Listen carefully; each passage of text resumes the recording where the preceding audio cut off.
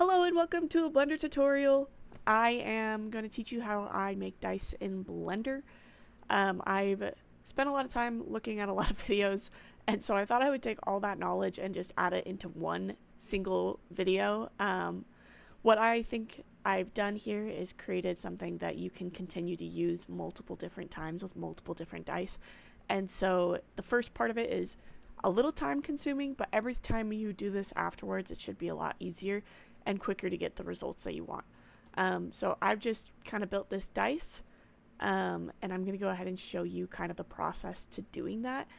Some of the steps are time tasking, so I'm going to try and speed run everything. That way you can get a good picture of what's going on. So let's go ahead and just jump right into it. We're going to open up Blender. You're going to click on General. You're going to delete everything out of the scene, except you can leave this collection. We're just going to rename it to Standard D20.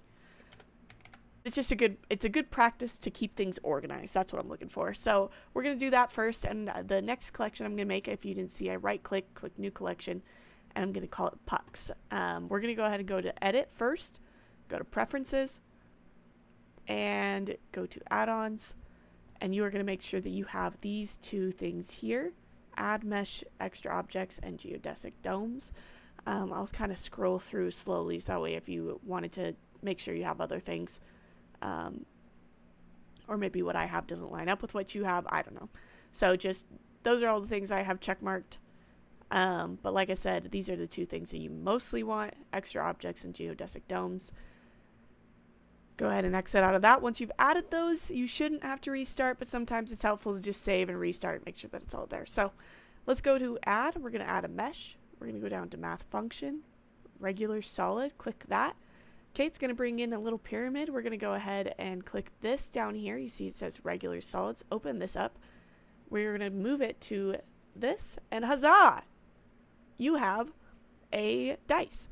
Okay, this next part works the best if you just size it first. So I personally want to work on a bigger canvas, so I'm going to click 4 and size that up just a little bit. Makes my life a little bit easier to just be able to see things, but you can size this down later. I would just recommend doing this right at the beginning, so that way you can get it out of the way. And then it seems to work better with the puck situation. So I'm going to move this standard into our standard D20, just so that way it's not inside of this pucks. But then I'm going to click into the pucks, and I'm going to go ahead and add another mesh. We're going to add a cylinder. Okay, I'm going to go ahead and hide my D20, which I want to rename D20. Sweet. Okay, now I'm going to click on the pucks. On my keyboard, I'm going to click S, and I'm going to size it down just a little bit. Okay, I'm going to click SZ, and we do want to make it look a little bit like a puck. A tall puck. A small, tall puck. So S and Z on your keyboard. Z is in zebra. Once you do that, then you are going to click on Relations inside of the puck. You can go ahead and unhide your D20. Let's rename this to Puck. Ta-da! Click the eyedropper tool in Parent, and you are just going to click on D20. You can do it inside the viewport here, or you can do it inside the viewport here, or inside of your editor tools here. So click on the D20. Now this puck is a child of our D20, so you can see that that worked with the little mesh upside down triangle right there. You can open it. You see the puck is inside of it. That's perfect. That's exactly what we want. Okay, we're going to click on D20. We're going to go to Instancing down here, and we're going to click Faces. Okay, all of our pucks should now be on the face of our D20. You can see that for some reason they are bowing out just a little bit. Let's see what's going on. That might just be the viewport itself, so it looks like it's fine. Click back into here. You can also do this. It looks like the puck is just being weird. Alright, we should be okay. Okay, so we are going to go ahead and click on the D20, click Object, Control A, or go to Apply and make instances real. Okay, now you have a million pucks. Before you do anything, go ahead and grab these and drag them into your pucks collection. Okay, this is fantastic. So now you have all these different little pucks. This is going to help you set all of your numbers into the center of each of these faces. When you are doing this, what I like to do personally is I have a little D20 from my collection of dice, or I will look up D20s online just to see where the numbers are at on this D20 so that I can position them correctly on this. This takes a little bit of time, so I am not going to go through the whole thing, but pretty much you are just going to find 1, and you are going to, let's just say, for instance, I've got 10 right here. I'm just going to start here and say this is the number 10. And then I will click up here, and it will highlight that number, and we're going to call this 12. And then I will do the same over here. And this one is 17. And that's kind of the process that you go through. You'll just work your way around the dice as best as you can, trying to follow this. If you make a mistake, that's okay. We're going to come back to it with the numbers, and so you'll kind of find and be able to map out what is going on. So that is great. So like I said, I've already done this. We've got all the numbers here, 1 through 20. Sorry, brief pause so I can make sure that this was accurate. Okay, so 1 through 20, but all of the pucks are the exact same. So this is the number 18. You can tell if you click on this, you can see it right here. It says puck 18. And then you click over here, puck 4. That is exactly what I want. So I want to make sure that everything is where it's supposed to be. Okay, so from here, now what we're going to do is we are going to create a new scene. We can do that in here, and we can just close this out for a second, do new, and we are going to call this numbers text. Numbers text. Looks weird. Boop, boop, boop. Numbers text. Okay, cool. In this, we are going to, and you can again close this out, click add, and text. Okay. Boop, boop, boop, boop. There we go. When you open the text, you can click tab, and then type the number 1. Okay, there you go. Now you've got a number 1. You can leave it as is, as you want right now, but I think it's easier to figure out your font first, which ones you kind of like. You can go back and edit this all towards the end, but I like to have everything up front ready to rock and roll. That way it makes my life increasingly easier. Okay, so I'm going to click the little text here, and I'm going to look for font. When I open font, I should see bfont regular. I'm just going to click this little file folder, and I've gone ahead and made a little font for this, so it's called Bajoons, because that's how my husband says balloons, and I love it. So this is my number 1. Okay, this next part is going to be super, super easy. First off, make sure that you rename your text 1. Okay, that's going to make your life so much easier in the long run. So we are going to now, you can either do this one of 2 ways. You can just copy it in the viewport by clicking right click and copy, and then paste it there. I find it a little bit faster to just Control C and then paste, but either way, as long as you get something up there, you're going to call this one number 2, and then we're going to click tab and 2. Ta-da! You are going to do that for all 19 numbers. You are not going to do it for the number 20 unless you don't want to do a logo. In that case, go ahead and do it for the number 20. I'm going to show you how to do a logo, so I'm only going to do it 1 through 19. Okay. When you get to all of your numbers, so like I said, you're going to Control C, Control V, click 3, and then you can actually just go ahead, and what I like to do, because I'm lazy, is I just Control V a million times and then just edit as I go. 4, 4, and then 9. Boop. Okay, so now you've got all these numbers. 9, 8, 7, 6, 5, 4, 3, 2, 1. When you have all of your numbers and you're ready to go, all the way, again, 1 through 19, you're going to click on your number and then click Shift on your keyboard. Click the last number in the row, okay? And it's going to open all of them. Now, you can either do this before or after, but I wanted to make sure to show you that if you forgot to do this part, you can just do it in after you've done everything. So we're going to, again, go into this font. We are looking for Extrude. Okay, so open up the Geometry tab. You're going to see Extrude, okay?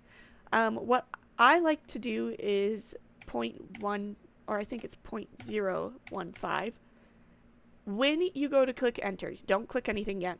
You just click in the type in your numbers 0.015, don't touch anything, because you want to click alt on your keyboard and then enter. Okay, this is going to extrude everything. If I were to just do, let's say 2, right, and I click enter, you see how it only is going to extrude one object, not all of them. So we want to do it all at the same time. It looks like that's a little bit small, so maybe I will do 0.15, alt enter.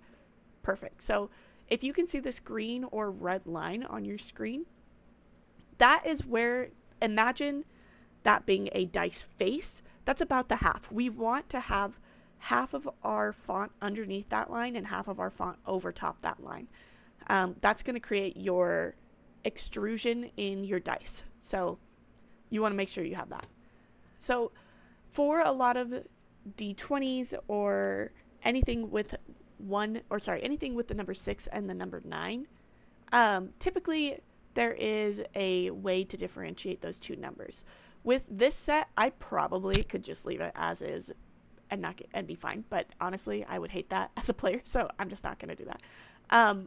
What you want to do is you can either do one of two things. So in your text font, you can do tab and you can just add a dot, and that is just fine. That looks great. Or the other option is you can actually just copy, paste, same way we already have, and then you can name this 6 underscore. And what you do is you just underscore.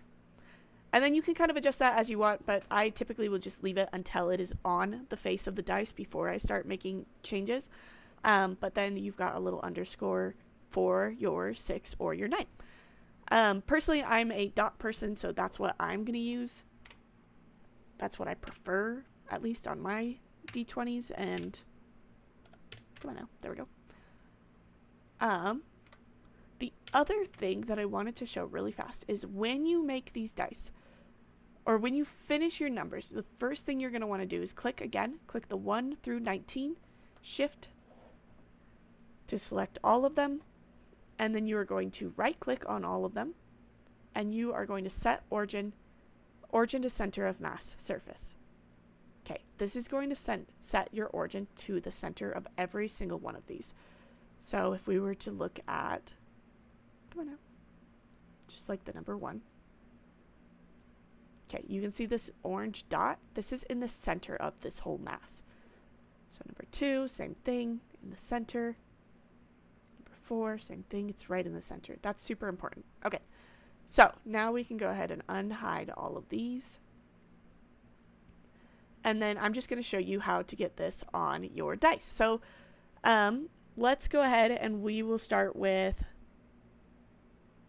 let's go ahead and do number 7. Number 7 should be over here.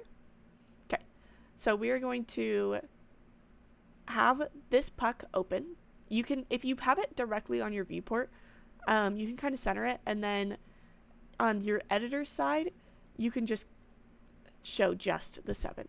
But basically what you want to do is you want to click on this puck. You are going to Control C, find the 7, Control V. Okay.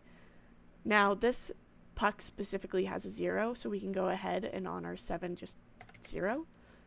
And then come back here and Control C on the Z. The important thing here is that if you see this, it's a little bit crucial that you don't just type in. This one's a little bit different, and I will show you what I mean here in a second. But for instance, on the X, you can kind of see it says 2.96938, and then when you click out, it says 2.9694. So it's a couple numbers off of the actual number, and we want actuals. We don't want to just type things in. For this 1.1342, there's not a lot of numbers, so if you want to try and remember that, go for it. I would rather do that here, though, than in the actuals, just to make sure that, or sorry, in the location, just to make sure everything gets exactly where it's supposed to be. Okay, put the 7, and then with your rotation, same thing. We're going to click on this. Again, see how many numbers pop up right after. So we can Control C on our X, but then we can look at this 54, and it's just 2 numbers. So I will Control C, copy the 52.6, and then I'll just type 54 here. So Control V, type 54, and then we only have one more left, which is this 58.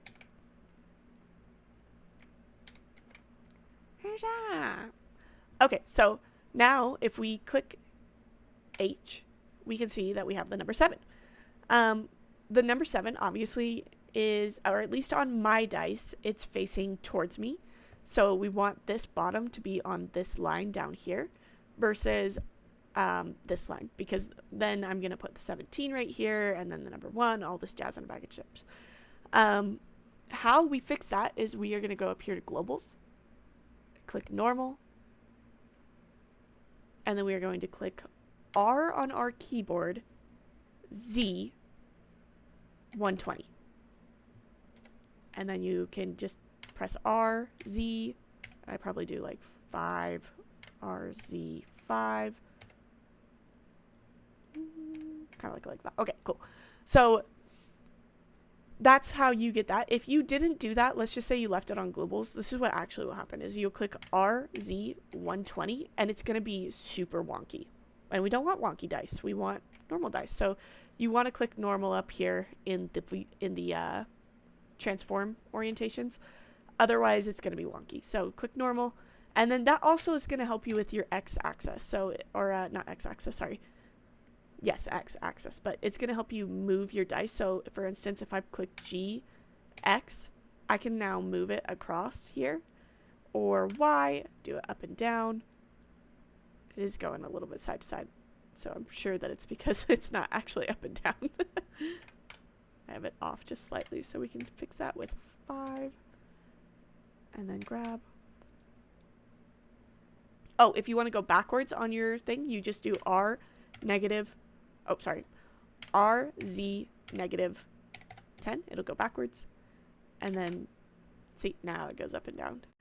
Anyways, that's how you do that. If you wanted to, let's just say, for instance, you actually want to bring all of these in. So I've done that before for my dice where I actually didn't extrude it enough and I just wanted it to be in a little bit more, but I wanted this, I wanted to do this first. I went backwards. That's a personal problem. I am a silly goober. You can just show you how to do it with all of these pucks. You just click on all of your pucks, not the middle one. Don't click on the middle one, leave that alone. Just your regular ones. And then what you do is, I believe it's global. Okay, sorry. So it's not global, it's local. And then you do G, Z. And now you can put all of your pucks or your numbers inside of your dice a little bit more, and that will give you more depth. Now you have to be kind of careful of your things that are next to it, so try not to go too deep. This 7 isn't bad. You can just do the extrusion from here though, if you haven't already done the other step of putting all the numbers on and then creating them into meshes. You can just do it from here, and you do like 0.5. And that'll get it more inside of it, so you don't have to do this part. But if you need to, that's an option. That's all I was trying to get to. So I will go ahead after you have numbered all of your pucks or put all of your numbers onto the pucks. I will meet you at the next step. So now you should have a ton of numbers. They're all laid out very nice. They should look like this at the end, right? So you've got everything facing the correct orientation. Awesome. All right. So now what we're going to do is we are going to create another collection. New. And we are going to name this Numbers Mesh. Okay. It is super duper duper important that you keep your text numbers. You do not want to turn these into mesh. This is the part that will keep this long term. So if you want to come back, you don't really like this font, it's really not working for you for some reason, you want to keep this in your editor. So we're going to just go ahead and click right click, copy, numbers mesh, and paste. Okay? And then it's going to show this 0.01. You can go ahead and again, click the number 1, hold shift on your keyboard, 19. Okay. And that is going to go over here to object, convert to mesh. All right. Now you have the upside down triangle, so that means those guys are all homies and they are ready to be turned into dice. Yay! All right, great. So now we have that. Our next part is going to be adding our logo. So we're going to do new, and we are going to do logo. Okay. Once we have our logo added, we can go ahead and close this because it's going to pop up right in the middle. We are going to go to File and Import Scalable Vectors Graphics. So in order to get a Scalable Vectors Graphics, you're going to want to convert it into that. How I have done it for my logos is that I go on to, or basically I make a PNG on Procreate, make sure that the background is invisible because you only want to use just what you've drawn on. So I make the background invisible, and then I go online, I look for a free converter. There are tons of them. Usually like the second one after the advertisement on Google is the one I will use. So do convert from a PNG into an SVG, download that file, and then you can upload it as an SVG here. So I've already gone ahead and converted my PNG into an SVG. So we're going to go ahead and do it here. All right, so this is my little guy. So one of the things with making your logo is that you really want to try and just do it in black. I would not do it in anything else. I would just do it in black. At least the hard lines for what you want to be the indent inside of your dice. If you don't want it to be indented, leave that space open. So for example, or we'll see that in just a second, but at least as far as this goes, there's a ton that I have to delete just to even make this usable. So we're going to go ahead.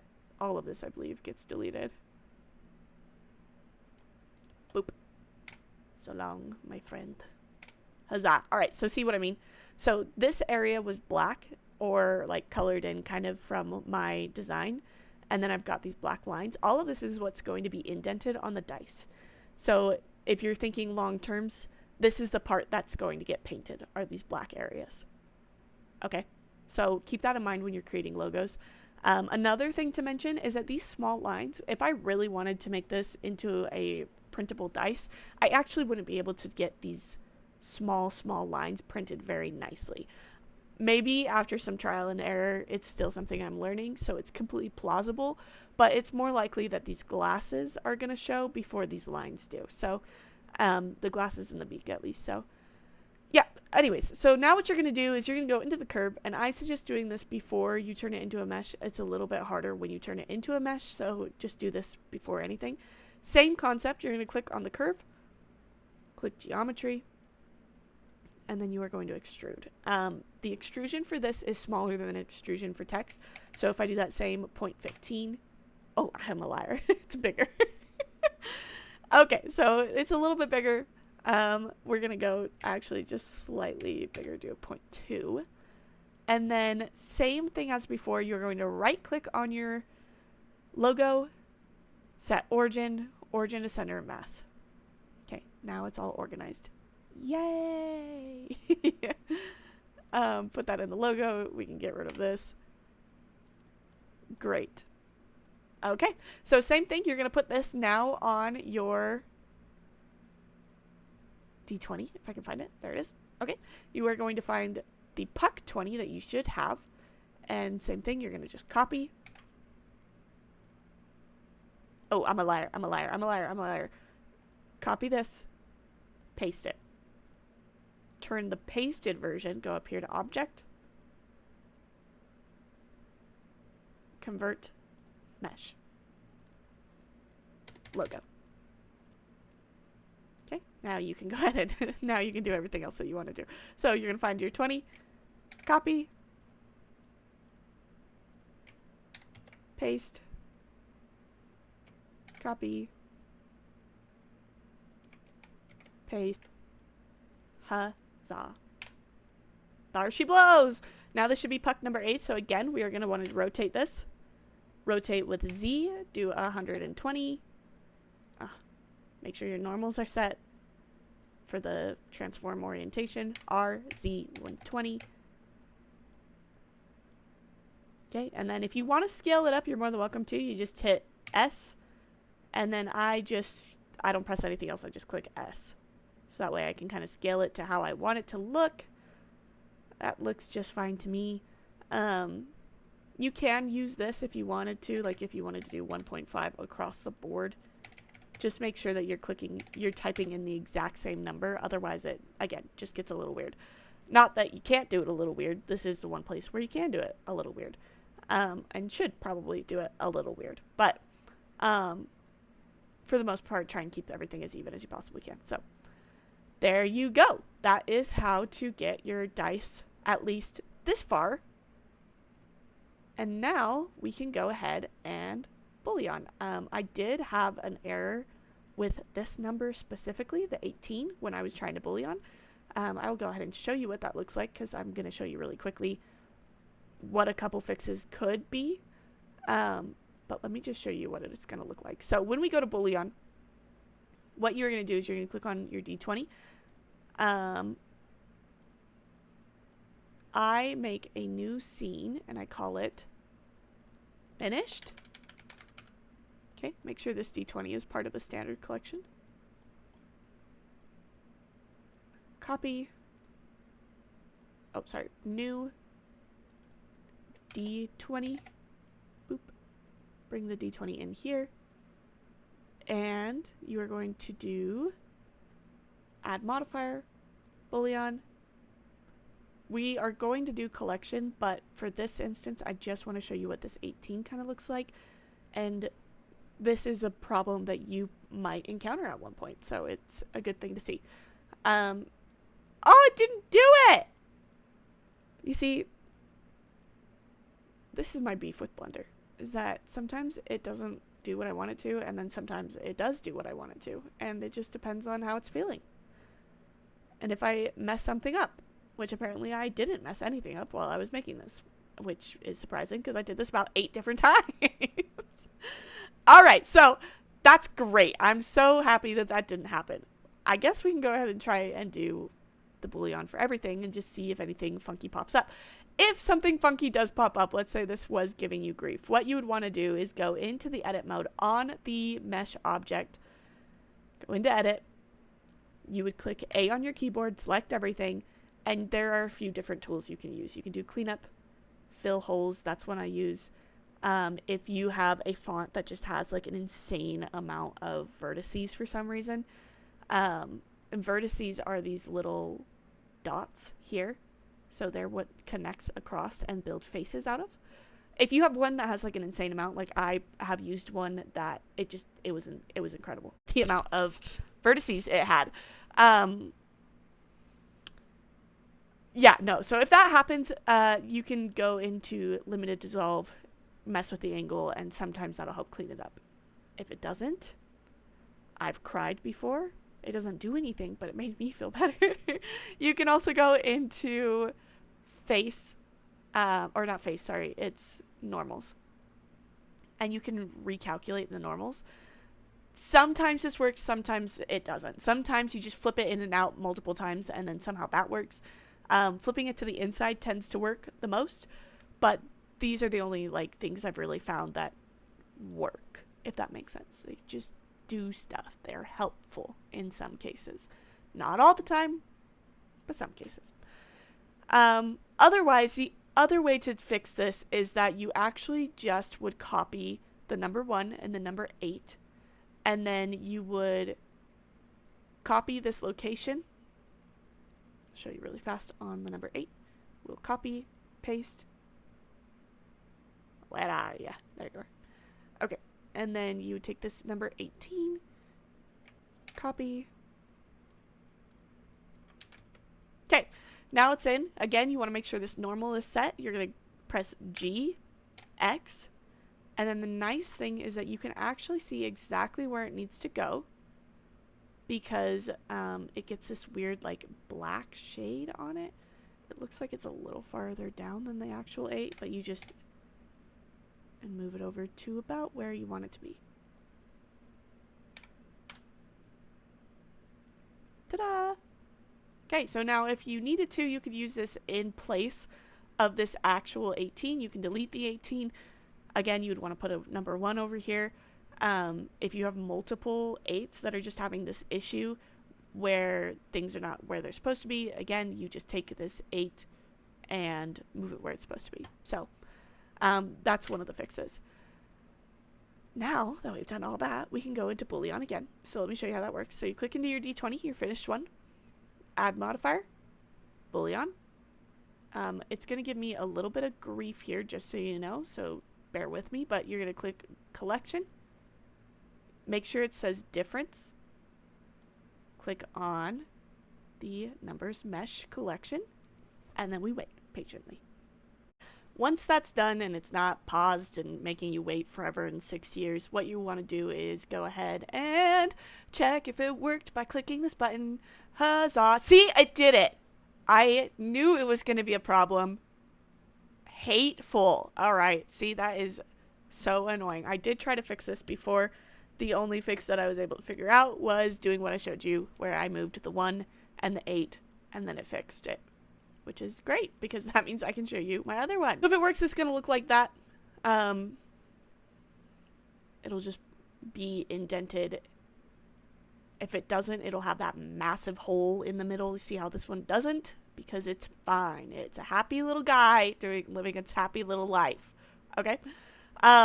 Then when you do your logo, mine is already indented in, but you're just going to do the exact same thing. You're going to click add modifier Boolean difference, and instead of changing it from collection, you'll just leave it as object. Click the eyedropper tool, click the flamingo.